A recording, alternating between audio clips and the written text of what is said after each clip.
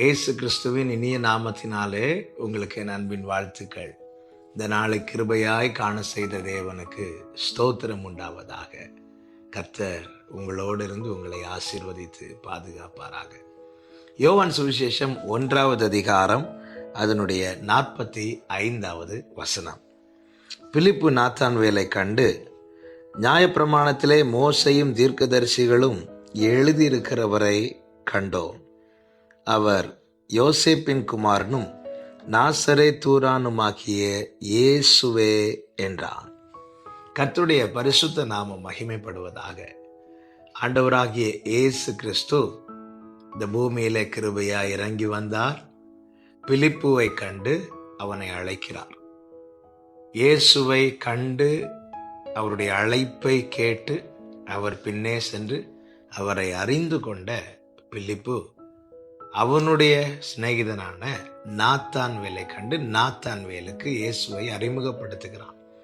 எப்படி அறிமுகப்படுத்துகிறான் என்றால், நியாயப்பிரமாணத்திலே மோசேயும் தீர்க்கதரிசிகளும் எழுதியிருக்கிறவரை கண்டோம் என்று சொல்லி இயேசு கிறிஸ்துவை நாத்தான்வேலுக்கு அறிமுகப்படுத்துகிறான். இன்னும் சொல்ல வேண்டுமானால், இந்த வேதத்தில் யாரை குறித்து எழுதியிருக்கிறதோ அவரை நாங்கள் கண்டோம் என்று சொல்லுகிறான். என்னை கேட்டுக்கொண்டிருக்கிற அன்பு சகோதரா சகோதரி, எழுதியிருக்கிற வார்த்தைகள் ஒவ்வொன்றும் ஆவியாயும் ஜீவனாயும் இருக்கிறது. இந்த வார்த்தைகள் ஒவ்வொன்றை யார் வாசிக்கிறார்களோ, கேட்கிறார்களோ, தியானிக்கிறார்களோ அவர்கள் கண்கள் யாரை காணும் தெரியுமா? இதுல யாரை குறித்து எழுதி இருக்கிறதோ அவரை காணும். இயேசுவை காணவும் இயேசுவை அறிந்து கொள்ளவும் நமக்கு கொடுக்கப்பட்ட வழிதான் கர்த்தருடைய வேதம், கர்த்தருடைய வார்த்தைகள். எழுதியிருக்கிறவரை கண்டோம். எழுதியிருக்கிறவரை கண்டோம் என்று உறுதியாய் பிலிப்பு சொல்ல காரணம் என்ன?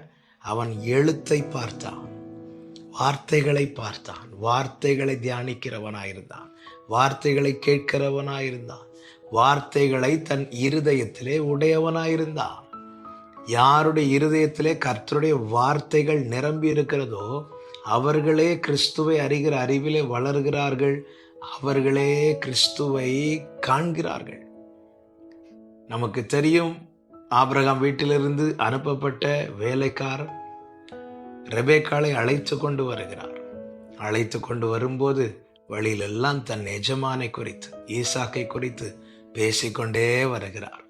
எத்தனை பேர் வழியிலே பார்த்திருப்பார்கள். ஒருவரை பார்த்தும் ரெபேக்காள் இது யாரென்று கேட்கவில்லை. ஏனென்றால் அந்த வேலைக்காரர் சொன்ன வார்த்தைகளுக்கும் வழியிலே பார்த்த மற்ற நபர்களுக்கும் எந்த சம்பந்தமுமே இல்லை. ஆனால் எப்பொழுது ஈசாக்கை கண்டாளோ அப்பொழுது கேட்கிறாள், இது யார் என்று.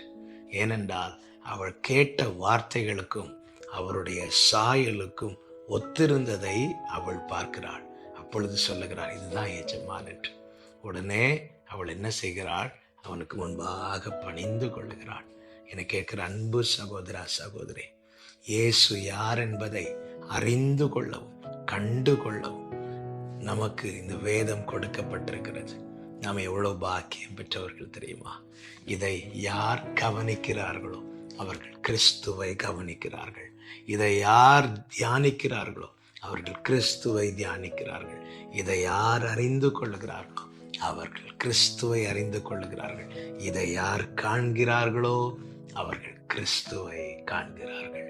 எழுதியிருக்கிறவரை காண கர்த்தர் நமக்கு கிருபை செய்திருக்கிறார்.